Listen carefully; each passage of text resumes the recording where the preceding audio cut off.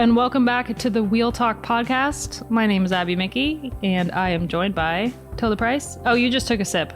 Lauren Rowney. Good morning, everyone. I think that my eyes were drawn by the mug, and I was like, I'm going Tilda first. I don't expect to be top billed usually, so I was like, I'm safe. And Gracie Elvin. Hey, I was about to burp. We're off to a stellar start. It's only the second episode. Well, technically third. If you follow the Wheel Talk feed, the specific Wheel Talk feed, some of you will probably be listening to this on the Placeholders feed or the Escape Collective feed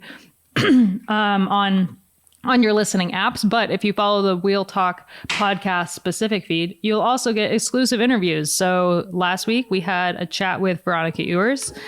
She had a very funny anecdote about Rigoberto Urán when she was training down in Colombia. And later on, we've got an episode coming up with Gracie and one of the young riders on Jaco Alula. So some really exciting interviews coming down the road. Sorry for the background noise. And yeah, so follow the Wheel Talk podcast. Layla's like, I don't want to go to daycare. Is that what's happening? No, she's just tired of her pancakes. Oh. She's learned this high-pitched shriek that is like she's not crying. She's just high-pitched shrieking for attention. Like, not for attention, but like she wants you to do something and she obviously can't tell you. I would like you to get me out of my high chair now. I was going to say, I know some adults that do that. So, yeah. So check out the Wheel Talk podcast specific feed if you don't. And if you do, thank you so much for listening. We are going to start the episode as usual with some listener questions. Longtime fan of me, of my podcasts, and I'm super grateful for her. Natalia asks, when it comes to women's Milan-Sanremo, yes, please, or no, thank you. Do you get a sense of what the peloton would want regarding the distance? Tilda, you and Amy had a great chat about this over on the Women's Cycling Weekly pod. So do you want to kick it off with like a little brief thought? Yeah, it's a really big discussion, and we managed to speak about it for like 40 minutes or something. So it is a big one, and I think a lot of it for us and for a lot of people probably comes down to two things, which would be how it would affect Binda and also the length and what it would be like. Because if it was going to be, I don't know, a 120 kilometer race, I'm not so interested in that, because that's not really in the spirit of Milan-Sanremo. But I think something longer could have a really good place in the calendar, and it would be nice to kind of build a little block of 3 races in Italy for the women's peloton. And I would have assumed that the peloton weren't that interested, but actually I think there is a lot of interest from the peloton. Last year, a lot of the Italian riders like Marta Cavalli and Elisa Longo-Borghini said that it'd be something they'd want. And then this year, Annemiek van Vleuten has joined those voices, kind of being pro Milan-Sanremo. She said she'd like it to be 200 kilometers, 250 kilometers, which may be too long for some people, but it probably should be quite long, because that is the USP of Milan-Sanremo. So yeah, I think I kind of like the idea in theory, but it would have to be the right kind of race. I wouldn't want to see a kind of substandard Milan-Sanremo pop up on that Saturday and affect Binda if it wasn't kind of a good version of that race. But I do think that a well-designed course over a long route could be actually a pretty good addition to the women's calendar. Last year I did because obviously no Milan-Sanremo for the women last year, so I did like a mock race report, and there was someone on Twitter who I can't remember now because it was a year ago, who published a route that looked pretty good, but I don't think was 200 kilometers. But yeah, 200 kilometers I think sounds really good, and I agree. Like if we have a Milan-Sanremo for the women, it should be long. But the question is, where do you put it?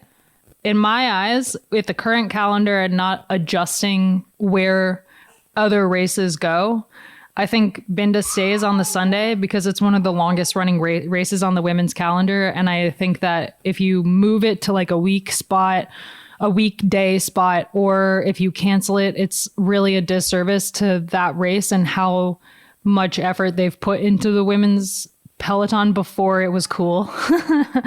So what if you threw like a women's Milan-Sanremo on the Friday before Binda? I remember we stayed in a hotel, and Movistar, the men's Movistar team for Milan-Sanremo, was in the same hotel.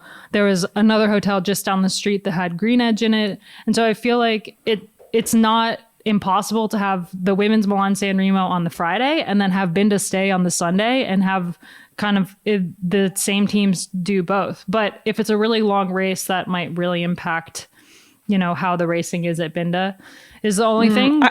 So yeah, I don't know. I mean, it stays within my theory that no major women's races should be on the same day as the men's race. Well, I mean, you had the race in Belgium, which obviously wasn't 200 kilometers on the Wednesday, and Wiebes and a bunch of riders went. Was Wiebes there? Yeah, she was, because she got second. Yeah, she traveled across to Italy. And I think we can get into it, but there was another listener question about whether it would make sense to have a bigger block in Italy. And I 100% agree with that. Not necessarily because of the weather, because I think that's just part of the spring racing.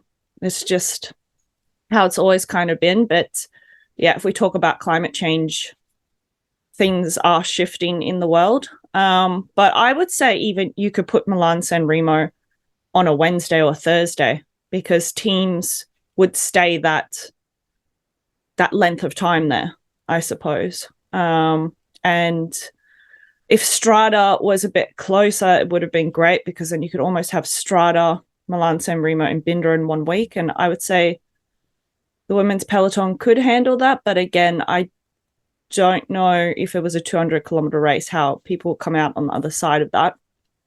That said, again, like Flanders has been 160, and we're talking like a really, really hard race, where Milan-Sanremo, correct me if I'm wrong, doesn't have that much elevation. It's a really fast race, and the most exciting part, at least when I watch the men's, is the last 30 kilometers.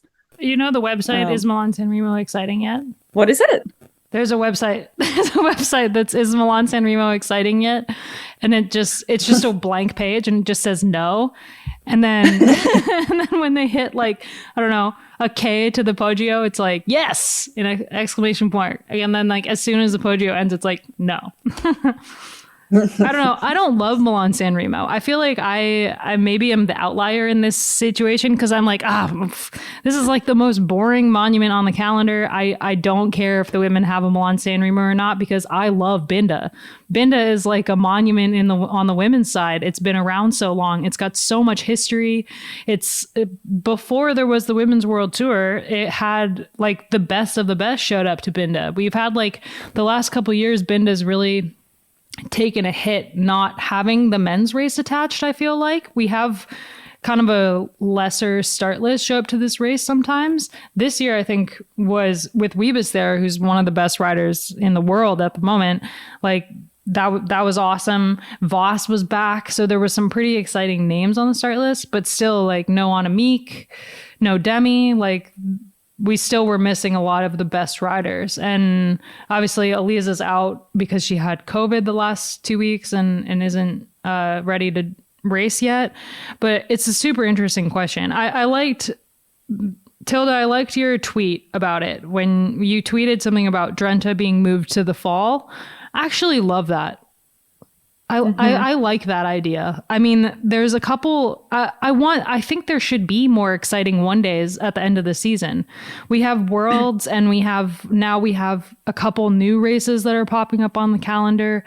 When we had Liège-Bastogne-Liège in 2020, it was in the fall. Yeah. And like the pictures of Lizzie winning with all of the leaves, like orange and yellow falling all over the road, was just stunning. And I think having a fall one day, World Tour one day, is not the worst idea in the world.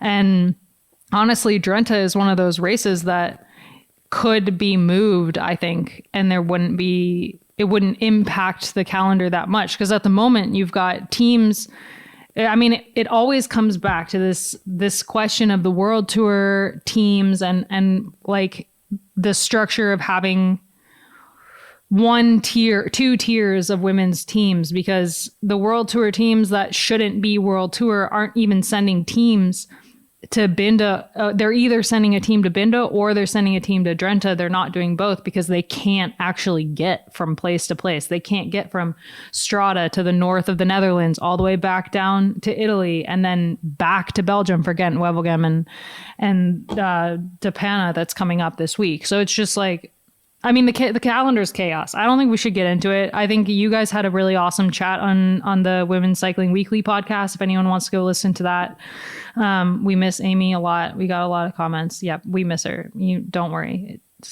It's a wound that is still open. But yeah, I don't think we should get into like a full calendar discussion today. But it is definitely an interesting thought, because throwing a Milan-Sanremo in there would definitely disrupt the calendar we have. But I don't think it would be the worst thing if that happened. Like you said, we don't need to get into it. But, with going back to this, I always come back to it.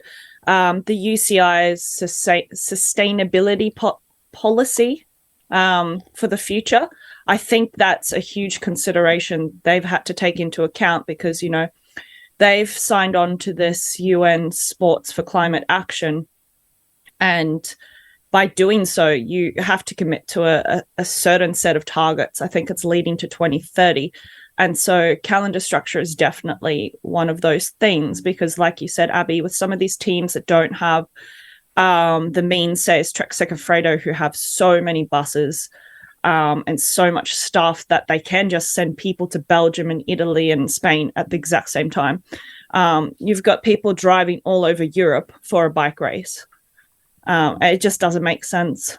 I think there needs to be blocks in certain parts of Europe, and you almost have to kind of follow the weather in that sense. Gracie, what do you think? Should there be a women's Milan-Sanremo? I feel like it would have been a race that really suited you when you were riding. So I'm curious what your thoughts are. I definitely agree with most of the points that have been raised already, so I won't go over them again.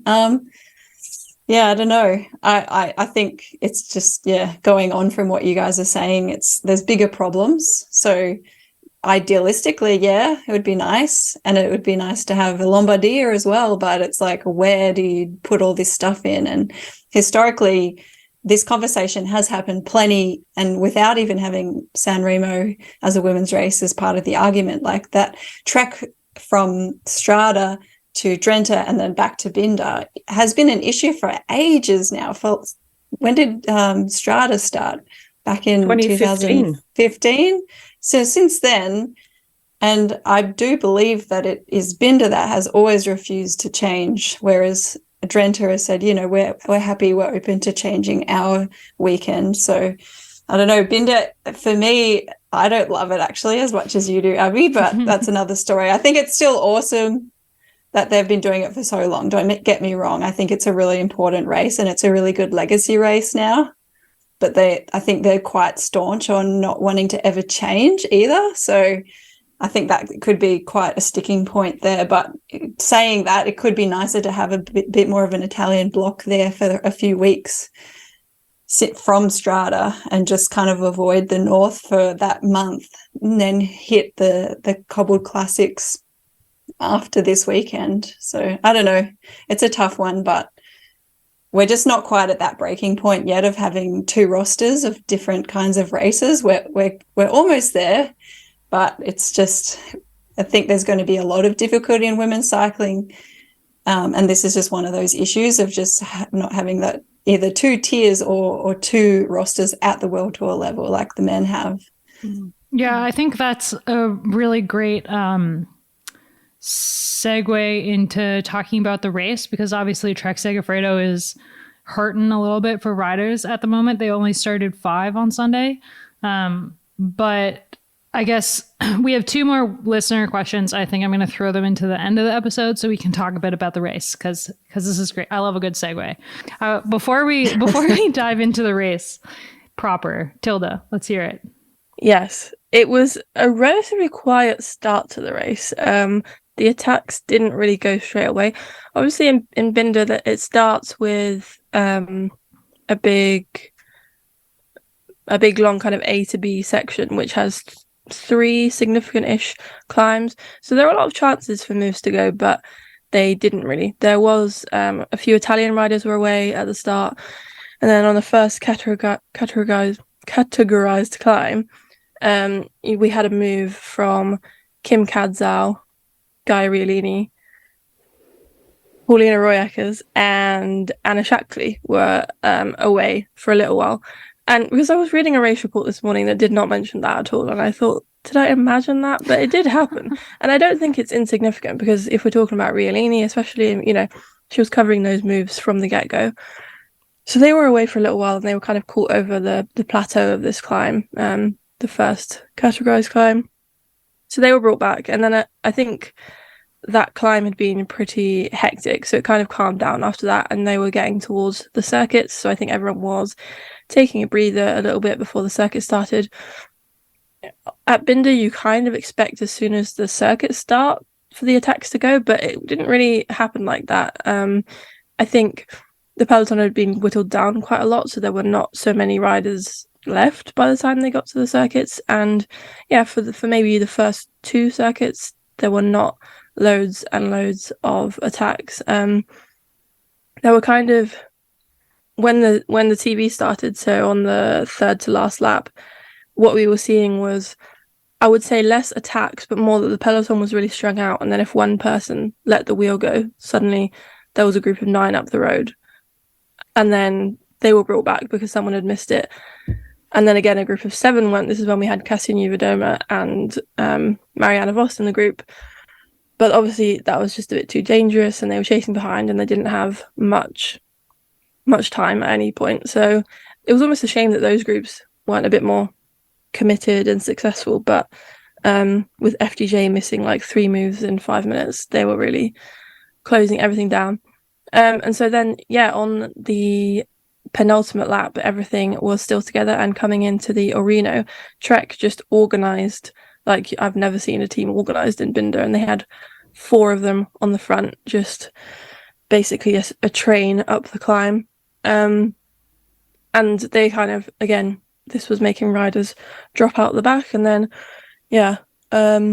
over the top of that climb, Orino, kind of the end of the penultimate lap, Shirin just kind of went over the top. They'd caught a few riders who were out front.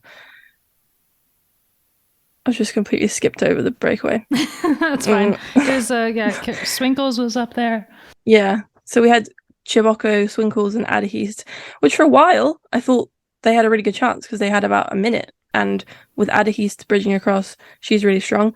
But honestly, as soon as Trek got on the front, that gap just like came down like immediately. And so then, Shirin kind of launched over the top. It was just a really perfectly timed move. And then as soon as she went and Trek held off, the pace just dropped in the peloton, and she just stretched out this lead. It was never really a particularly big lead at any point. But yeah, with Trek not working, she was kind of holding off. On the last lap, a big effort from Mavi Garcia saw what had remained of the peloton maybe split in half, and we lost about half the riders because of just a massive effort from Garcia. And that's when SD Works seemed to lose all 5 of their riders who had been in the group. And then, but almost that was kind of then the end of that group, because then there was just no one left to work. There was Amanda Spratt, who wasn't going to do anything. There were a couple of Canyon SRAM riders. There were some Liv riders, but with Balsamo in the group, I don't know if they didn't want to bring it back, and it was very strange, I would say. I'm not gonna it wasn't the kind of group 2 syndrome that we sometimes talk about, where they just kind of gave up, but it was more just the turns were a bit half-hearted. You'd see Juliette Lebu get on the front and ride really hard for like a minute, and then just drop off, and there was no one rotating in to keep it going. And they just never really got close enough to Shirin. The gap was pretty small at points. It was less than 20 seconds, but they just couldn't quite close it. And then yeah, the efforts just kind of ran out, and with Spratty there and Balsamo, they weren't going to bring it back. Sprat was covering everything, and And Shirin Guy took it to the Reenley, end. she was still there too, right? Yeah. Trek had 3. Trek had, think so. Amanda, Sprat, Yeah. Guy Riolini, and Balsamo. So they really had the numbers. And I think for them, they've had kind of a lackluster start to the European scene. Obviously, they won the Queen stage, got 1-2 on the Queen stage of the UAE tour and won the overall there. But their opening weekend was not awesome. And their Strada was not awesome. So this was a really great turnaround for them, I feel. So I think we should dive into Trek-Segafredo because they really brought a young and new team to this race. I wrote a piece for Escape Collective. If you want to read it, it's over there. But their team that made up here doesn't contain any of their core riders that have been on the team since the team started in 2019. Obviously, Elisa Longoborghini is out with COVID. Ellen is pregnant. Lizzie Dagnan will be back in a couple weeks, but she had a baby in the fall of 2022, so she's still not racing. And so when you look at their lineup, they have, Elisa Balsamo, new to the team last year, only 25, obviously world champion and incredible rider, but still not part of that core team that Trek has always leaned on. And then Guy Riolini, 21, phenomenal talent, but very new to the women's world tour. Shirin's been on the team since 2020. She started as a trainee in 2020 and then signed in 2021. So she's actually the longest running team member on the team, but is only 21 years old. And then Amanda Spratt and Brody Chapman, who are both new recruits. And so it's unusual for a team that's so young and also so new to being teammates to organize teamwork like we saw on Sunday. It was incredible. I think a lot of it goes down to Trek-Segafredo's professionalism. I think that they just kind of breed an environment that for a rider like, say, Amanda Spratt, who's been racing for a really long time and is very aware of what it takes to be a professional, for her to slot into a team like Trek-Segafredo and have someone like Ina Teutenberg, who's just a legend of the sport, directing her, she's gonna find it super easy to be part of a team like that, if that makes sense. So I was excited to see how well they rode, especially given that we've had so much SD Works dominance. I love to see another team win. I mean, we went from SD Works getting 1-2 at like every single race in Europe to Trek-Segafredo getting 1-2 on Sunday, which I just find so interesting. Yeah, but like you said, I also went back and looked at all the winners and past results because I was curious about SD Works. And do you think maybe as well as the calendar is filled and filled and filled, they don't, like you said before, they never really send their A team to Binda? It's like, that's such a horrible thing to say. Or it's kind of like if people are injured or they got riders focusing on the big classics coming up. Or the Ardennes. Because we've got, I think they send the team that's getting ready for the Ardennes, but minus their top riders. I mean, I was shocked to see Lorena on the start list. Like, shocked. I said it in the preview. I was like, there's no way that Lorena is going to be at this race. And then they announced their team, Saturday before the race, as you do. And Lorena was on the start list. And I was like, wow, that's a surprise for me. I think she's trying to prove that she's more than just a sprinter. And she's trying to show up to those medium hilly races, but Binda's still too hard. Yeah, well, I mean, she won it as a junior. She won the Piccolo, the junior version that happens in the morning before the women's race in 2017. But she's still, I feel like on DSM, she was only sent to races that she would win. Like, she was only sent to the pure sprinter races. They would never send her to any races that had any hills in them, even though she can race those races. And it was really frustrating as a spectator that she wasn't in races like Amstel Gold and stuff like that, because I do think she's more than just a pure sprinter. And it was one of the reasons I was really excited for her to go to SD Works, because they don't allow riders to only go to races that they're going to win. You would see Van der Breggen show up at races so she could work for riders like, you know, Amy Peters. Like, it wasn't ever just a situation where you only sent your top riders to the races that they're going to win. But DSM really put Lorena in a box where they would only let her race the races that she was going to win. And so I was excited to see her on the roster, but I was also shocked because SC Works in the last couple of years, they have not sent their top riders to this race. And it's always kind of gone poorly for them. It could go well. It could mean we get a situation where we see Anna Shackley take her first World Tour one-day victory, you know. But for some reason, they just never put together a good race at this race. And this was one of those situations. Like, there wasn't a single SD Works rider in the second group. And I assume it's because they sent their entire team back to Lorena to try to bring her back. Yeah, I think, going back to Gracie's point, if you're going to send a rider like Lorena there, because we've seen Corinne Lebecki win the race in 2017, and, you know, Elisa Balsamo, it was a really hard race last year, but we know how well she climbs. You've got to have a team that's so strong that they can control the race, but the sprinter also has to take care of themselves when the pace is high. And so it's having that belief in the rider that, they can get through a really tough race, but then, like what Trek did last year, they just controlled that race because they knew if they delivered her to the line, she would pull it off. And that was the only way that Lorena was going to have a shot at the race, was if they had a team around her that was controlling the race, and they didn't have the strength.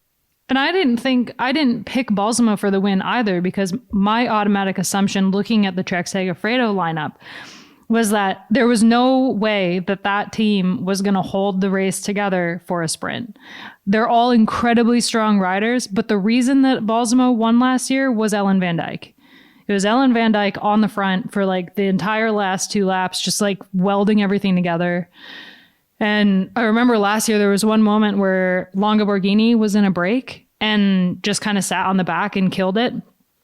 And they just don't have, this lineup that they brought doesn't have the star power or the horsepower to be able to hold it together for Balsamo. At least that's what I thought when I looked at it.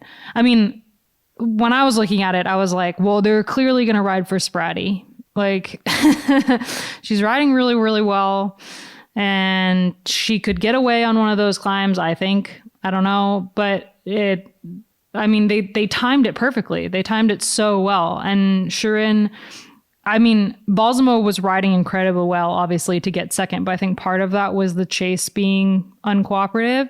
And when Shirin attacked, it was just, Riolini had split the peloton so much and spread it out so much. They were in one long line, and Shirin's move was just perfectly timed, even though the moto got in the way. Moto was all up in her business. It got in the way a few times, didn't it? Yeah. It was, she was telling it to bugger off after a couple of descents there. It must be frustrating. Yeah. But what I really liked too was that Trek-Segafredo, and you've said it already, like they were just so well drilled. Like Spritey did a really good job policing all of the extra moves after that. And then Riolini went into this protector mode, and you could tell she was constantly looking at Balsamo and for her and making sure she was protected, and if she needed to be welded back to that group, then she was ready. So to see such a young rider do such a good job in that role, I was really impressed with that. The one thing that struck me and I keep thinking about is that we don't really see SD Works controlling a race in the way that Trek do. Like, their approach to controlling and dominating a race is more sending multiple riders on the attack. They you don't really see SD Works lined out in the way that Trek were. And I think is that like a changing tactic in women's cycling slightly, that we don't usually see a team lining up on a climb like that. And I think Trek-Segafredo's commitment to just getting organised and riding as a team like that is always something they've been really good at, and is always something SD Works I don't know if they couldn't do it, but it's just not usually their approach. Like, if you even think about Drenthe in the finale of that, they weren't sitting on the front with all 5 of their riders. They were sending their riders off on the attack when they could have just sat in a line and led the peloton. And so I think, is that a difference that we see between those teams, and how the SD Works approach maybe works better in a Belgian or Dutch race, but it doesn't really work when you want to hold things together over a climb? I hate to make this point but I wonder if it's because the Trek-Segafredo team has a men's equivalent. I was thinking that. And SD Works, I had that in my head. Yeah, SD Works has always been a solo women's only outfit that has very much developed their tactics based on the style of women's racing. And Trek-Segafredo will have watched, their directors will have watched the men's race and maybe gained some ideas from the way that men race. But those tactics don't always work in a women's peloton. But sometimes they do, and maybe that's what we saw on Sunday. I don't know. It just seems like, when I was watching Trek, I was just thinking about SD Works, and I was like, you don't see them doing this. But then also, I guess, different styles of the directors. Yeah.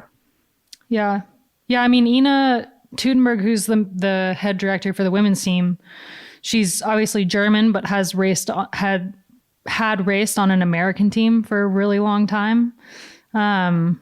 Lining it up and racing like that, I think, is like quite an American tactic. That's like something you see in crit racing in the US. And I think when she was on HTC, they were the number 1 team in the world, and they really did have the monopoly of riders. At one point they had everyone, and they had the best sprinters in the world. So that's how they used to win races, and no one could match them.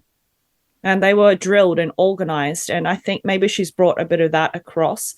And again, when you have that strength in a team, and they do a really good job, obviously, of getting everyone integrated on board with, the team culture and everything. Like you were saying, there's new riders, but it feels like they've been there for years already. And that comes down to team culture and how they pick their riders as well. Sometimes they don't get it right, but generally speaking, they know who needs to be in the team and what that person is going to be able to do and contribute. And like you look at Loretta Hansen and how she's just developed into this incredible talent from year to year. And when I heard she was injured, all I was thinking is, what are they going to do in the Spring Classics now? I'm so gutted for her. She was riding so well this year. Yeah, big shout out to her. Yeah, she will bounce back, because she's just, she's been through some shit in the past couple of years with certain injuries, and she's still young. She's got plenty of time ahead of her, and she'll keep developing. But I think, I don't want to go on a tangent, but Trek had a great race on Sunday, but it's going to be really challenging going into the next 2 weeks with all the classics coming up, because everyone's going to bring their A team, and I think they're really down now. And I feel without Loretta there, it's going to be hard. They announced after Ellen announced her pregnancy that they aren't going to take advantage of the UCI's new rule that if you have a rider out for maternity leave, you can hire a replacement. They announced they're not going to do that. And I wonder if now that they're down Loretta, that they're really regretting that decision, because I don't know who they would pick up, because there's also rules in place where if they're signed for a UCI team, you can't. But man, that kind of opens the conversation to what the hell is going on at ZAF. But before we get to ZAF and the kind of rumors around that team, I want to talk about the chase, because it was really interesting. As Tilda said, there was very confusing tactics going on in the chase. And one of the questions that we got was, please explain Canyon SRAM's tactics. Canyon SRAM had 3 riders in that chase, one of them being Kasia Niewiadoma. And they really did not organize a chase to chase down Shirin. Kasia, when she attacked on the Orino climb, the penultimate time, the last time, I think it was the penultimate time, and brought the gap to Shirin down to like 8 seconds. And then as soon as they went over that climb and they were back on the flat, they all were just looking at each other. It was like they came to a complete standstill. You could see the group behind them, Lorena Wiebes in it, chasing, and it was such a weird situation. And I mean, something that I never like love to see in racing, when they all like look at each other, because you're like, oh my God, you have to keep going. SD Works is right behind you. But it was, I was pretty disappointed to see Canyon SRAM's style of racing. And DSM had 3 riders in there too, and they were also, or 2 riders in there too, with Lebu, who I called as a pre-race favorite, based on the fact that the Lippert and Mackay are both gone, and she is such an incredible rider. She had some really incredible results last year, and you'd think that it's her time to shine at DSM. And yeah, man, there were some weird tactics going on. Yeah, I just think that's like, you do see that scenario reasonably often, because Trek had the numbers, but they also had the best sprinter in that group in Balsamo, and everyone just gets so scared by that they don't realize that they're going to lose the race anyway. Like, you have to keep shuffling the deck, and you have to keep putting yourself back in a winning position, and when you don't chase, you're not in a winning position, even if you've got the sprinter in the group. Yep. Like, so I think that everyone fucked up except for Trek. Yeah. Everyone in that group. And there was a couple of people, like I think Garcia was trying to rally people, but like in general they were trying to go 1-1-1-1, and it was just That's stupid. Yeah, you have that situation where every time an attack goes off the front, then they're caught. Everyone just sits up, and so if you have any speed, as soon as that person is caught, the speed is gone. And instead of, we had Cavalli in there. Really excited to see her back in the peloton. Hopefully it's not too soon, but I was happy to see her on the start list. Cavalli, we had Vittoria Guazzini in there. We had there were multiple teams that had 2 riders, 3 riders, that if, for example, say DSM through Elise and then Canyon SRAM put like Ricarda up there, they could have had multiple teams team together to bring it back, and then it's a free-for-all. Then you send Kasia up the road, you send Lebu up the road once you've caught Shirin. But it was negative racing is what it was. I feel like we have this conversation every year with this race. If I think back to it, yeah. Just end up in a strange position where you've got like a group of, they were mainly more like climbing puncher type riders, but with Balsamo in there, and they just didn't know what to do. But yeah, I think also the bit that's really frustrating is that the time gap was so small that it would have taken so relatively little organization to bring that back. Like, it was like 16 seconds at some point. And if you just rotate on the front effectively for a few minutes, suddenly you bring that back. But it was just, I think it's this kind of mix up between whether riders were attacking or taking a turn on the front. And if someone just took a turn on the front, the second wheel would just let them go. And it was like, no, you need to also work on the front with them, and then you bring it back.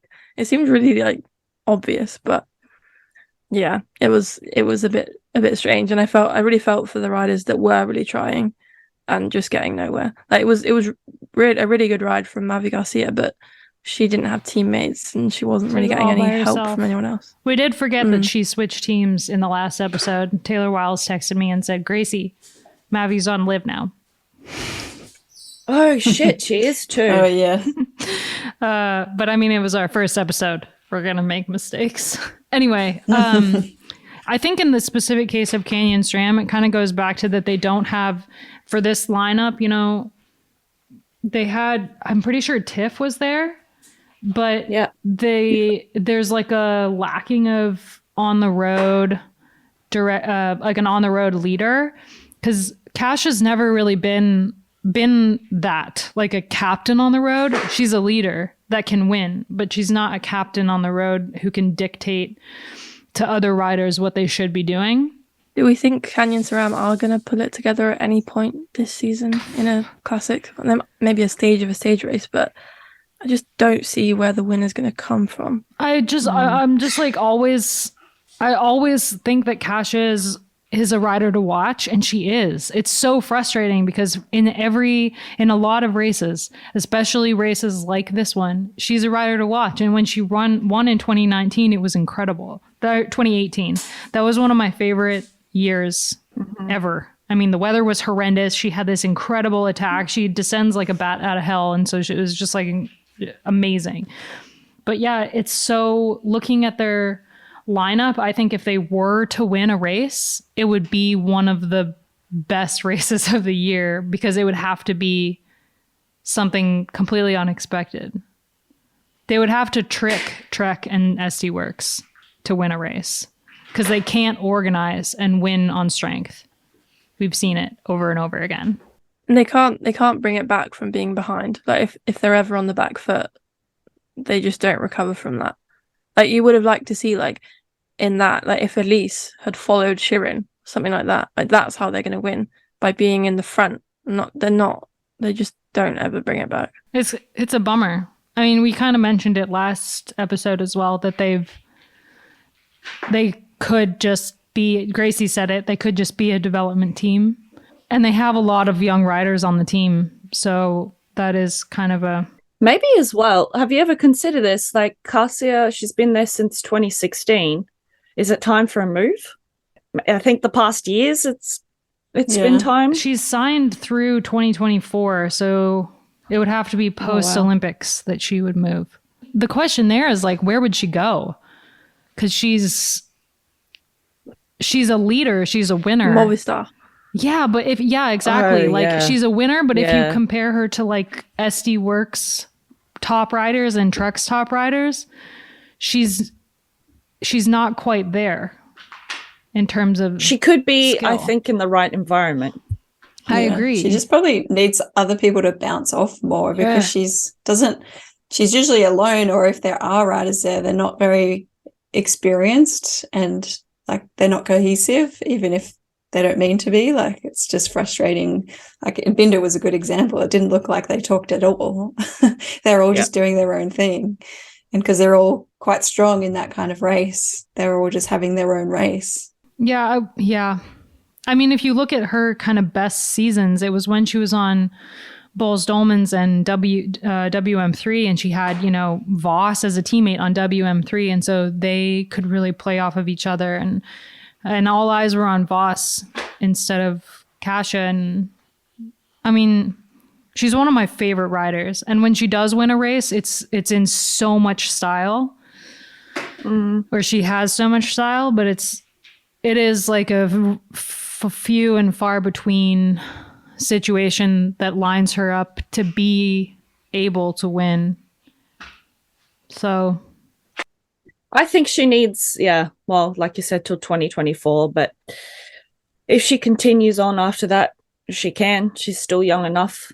I would say if she really wants to continue and she wants to keep winning and trying to win. I mean, like if we look at Spratty, it's like she's been renewed as well, joining Trek, and she's 35. Yeah. There was a couple major news items that happened over the week. Faulkner was officially disqualified from Strade Bianche, which means that Cecily Uttrup Ludwig is now third in the official results.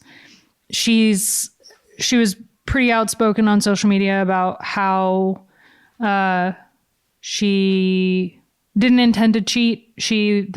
The device, the glucose monitoring device, wasn't connected to her phone, but that is not the rule. The rule is that you can't wear one. And so, the UCI disqualified her, but she made some really good points about the benefits of a glucose monitoring device, especially for women, and how for women and men, eating disorders are a huge part of the sport. and having a glucose monitoring device can really counterbalance that a bit. And I thought she made some really good points. I mean, we have heart rate monitors, we have power meters. Like, why can't this be just another tool that is used, especially for the women? I think I might actually agree with her. Yeah, I do agree too. Because you get an alert, right, when you need to basically eat, but before. So it's when not it starts too late to drop. Yeah.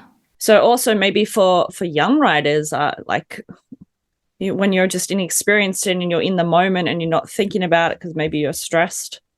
Yeah, it would be pretty helpful. I think someone made this point on the Escape Collective Placeholders podcast, that learning how to fuel is part of racing, but also, like, I think learning how to pace yourself is part of racing, and a power meter tells you how to pace yourself. So if you're going by that logic, then it doesn't quite hold up. No, there's the purists always bring up that argument of like, you need to know how to ride your bike and race your bike by feel. And you're like, well, yes, but you learn to do that by using tools. And that's all of that stuff is. A power meter is a tool, a Garmin's a tool, glucose monitor is a tool. And we all have so many wearables nowadays, and some people take them too far, of course, and that is a problem. But if you can have good management around that, people overseeing the tools that you're using, and it can be helpful if you're trying to manage someone that overtrains or undereats. I think it's actually one of the better tools out there now, and it's it was only available to diabetics for a long time, and now it's mainstream, and I think it's super helpful. I think the real issue is why the UCI isn't allowing it in races, and I think I can't remember all of the reasons they've given, but I think for them it's largely an image thing. They don't want to have people looking like they've got, implants and funny stuff. And I guess it's like a little bit of a hangover from all of the doping days. They don't want that image of the sport to be tarnished again. And I think this one is, that they might be behind if they keep this rule in place any longer, because a lot of other sports are going to take it up because it's really helpful. It's really beneficial. And that's the level of sport nowadays. You have to be doing everything. You have to be monitoring athletes' health and performance. And this is such a great tool to do that. We got a couple questions about the SVB Silicon Valley Bank situation with EF. There's still no word on how the collapse of Silicon Valley Bank in the US is going to affect the team. So we'll keep everyone informed when we eventually do here. We had two other questions from listeners. Bromley asked, all the talk about Vollering Kopecky at Strada, could that have something to do with Dutch versus Belgian rivalry? And we talked about that a little bit last year, just that they would have just had different mindsets. That's more, I think, in reference to men's cycling, and more specifically, Walt versus Mathieu. I don't think that's it doesn't exist in women's cycling, no. Because the Dutch are just leagues ahead. Yeah. I mean, the only nation that's anywhere close to the Dutch in terms of being able to the Italians is the Italians, not the Belgians. Kopecky is incredible, but she's kind of on her own in terms of... Well, I would say that we did talk about it last year, but there is definitely a rise in Belgian talent. But that's also because finally, Sport Vlaanderen and Belgium Cycling are investing more money into the women. And there's more development programs and such, whereas there just wasn't that in place before. Belgium is one of those countries that is backwards still, or I like to think we're always 10 years behind everyone else, but they do see the value now in developing young talent. So that's really good. And I'm sure we're going to see some really strong generations coming through. But there was a young Belgian rider, Justine, from AG Insurance, who was up there in that front group. Yeah, she was 8th in Binda. She did really well. And I mean, we have the Planta Pura team as well that has some incredible young Belgian talent on there. And yeah, AG Insurance will be good for them. going forward. Shari Bossite as well took her first pro win yesterday. Yeah. Yeah, so there's definitely some good Belgians. And I think Kopecky is like an awesome role model, maybe isn't the right word, but like influence. Beacon. Yeah. She's a beacon. Yeah. It's like leading the way a little bit. Yeah, for her to win Flanders last year, I think would have really inspired some young Belgian women, girls to jump on their bikes the next day. But yeah, I think in terms of the Kopecky Vollering situation specifically, I don't know how much a rivalry had to do with it so much as just different nationalities, different mindsets. Yeah, I like the Dutch versus Italian rivalries is one of my favorite storylines. Yeah. Yeah. I don't think that there's the rivalry there between the Dutch and the Belgians, but I reckon I could tell you that Kopecky's probably not so keen to hear that Wiebes wants to show that she's not just a sprinter. Yeah. That's for sure. Yeah. She's like, come on, I already have to deal with Demi. God damn it. She's like, I've just given up my sprint to climb better. Yeah. Oh, God.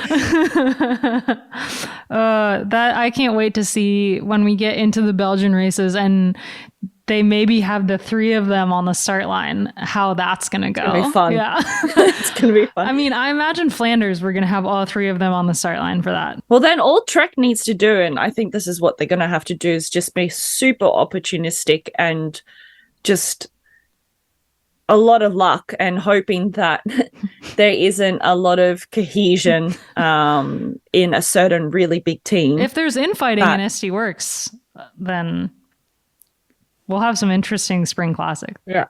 Well, we will see. That might be the only way to there. take them down. But we've said that in the past and we've been burned. Yeah, many times. I mean, it has gotten in the way of the Dutch national team winning things, but SD Works is its own beast. One of the other major rumors over the weekend had to do with the ZAF team. And if you'll remember, there was news of a new women's cycling team out of France that was headlined by Audrey Cordon-Ragot. That fell apart. It was connected to the B&B men's team. Both of them folded. The women who they'd signed an entire roster was all left out to dry, but a lot of them were picked up by a Spanish team, ZAF, run by Manel Lacombe, who used to run the Silence team years ago, who riders on that team included Danny Rowe, who is now a commentator for GCN. But because it's mostly rumors and we don't have a ton of information at the moment, I think we're going to hold off talking about what's going on in ZAF and see how the story develops over the week, because there will surely be more information, and when we have a better picture of what's going on and we can accurately talk about what is happening, then I think we'll talk about it then. So we didn't forget to talk about ZAF. We're going to wait until we know what's going on, and then we'll dive into that. Anyway, all right. I think that's good for this week's episode. Thank you so much to everybody for listening. For our next episode, it's going to be very exciting. We are doing a live recording during Ghent-Wevelgem. Me and Lauren will be on Discord. So if you're a member of the Escape Collective, then you have access to the Escape Collective Discord, and you can watch the finish of a race live. We were doing it last year for a different podcast during the Tour de France Femme, and it was really, really fun, but we didn't have an audience. And this year we're going to have an audience, which is terrifying. Oof. Yeah. We can have questions. Can we see the audience? Questions. We can see their like little profile photos. Okay. Yeah. That's all right. But they can ask us less questions daunting. and tell us that we're wrong. I'm like the worst public speaker, and even on like Zoom calls where I've had like 50 people and you have to give a little speech on a Zoom call, I get sweaty palms. And I'm not even physically in the room. Great. So it should go well. It'll be great. I would like to see for when we do this, my hope is that we have one member of the Discord, a certain Debbie, chiming in to live corrections corner us. That would be awesome. Oh, I'm sure she listens to this podcast, and I'm going to influence her to be there with us. One of my favorite podcasts in the world is Pop Culture Happy Hour by NPR. And they usually end episodes on Friday. They have like a daily episode, but on Friday they end episodes with Can't Get Enough of. And I kind of want to start ending our episodes with something that we can't get off our minds. They're doing it over at the Geek Warning podcast as well, and I think it's super cool. What do you guys think? I like it. Yeah. But is it anything? What are they saying over there? Like, oh, I can't stop thinking about this one crank or Allen key. Yeah. Yeah, exactly. But I don't know what to call it yet. I've been trying to come up with ideas, but for now, is there anything that you guys can't stop thinking of? I think it can be, for us, I think it could be anything. I think it could be completely non-related to cycling. For me, it would be Taylor Swift's Eras Tour. I think we should just go rogue. A little bit of our personalities sprinkled into, because there's not enough of our personalities in this podcast, but who wants to go first? Oh, right on the spot. Don't have anything prepared. I don't know. I feel like all of my current obsessions I can't really share here. That's true. They have something that you're willing to share. What on earth are you obsessed with, Gracie? Well, no, there's a lot of excitements going on here at the moment. Lots of dramas, but it's all good. But I just finished the TV show 6 Feet Under. So I've been a bit unwell lately, and I've just binged 5 seasons of a show made 20 years ago. And it's like my favorite show of all time now. So if you haven't watched 6 Feet Under, I would recommend it. This is exactly what I wanted. Where did you find this? So that's my current obsession. And I watched the last 2 episodes, and I just bawled my eyes out, and it was exactly what I needed too, because I needed to cry. So it was a great show, and I got to cry. 6 Feet Under. Awesome. Yeah, it's brilliant. An Aussie show? No, America. Mm. It does have Rachel Griffiths in it, so kind of Aussie. Nice. But yeah, it's American. That's All a right. good one. I'm sure there's lots of Good listeners that know it. Lauren, how about you? Got any obsessions? Maybe we should call it I'm obsessed with this. Well, actually, do you know what I'm not obsessed with anymore? Ooh. And I'm touching a lot of wood right now. Sleep.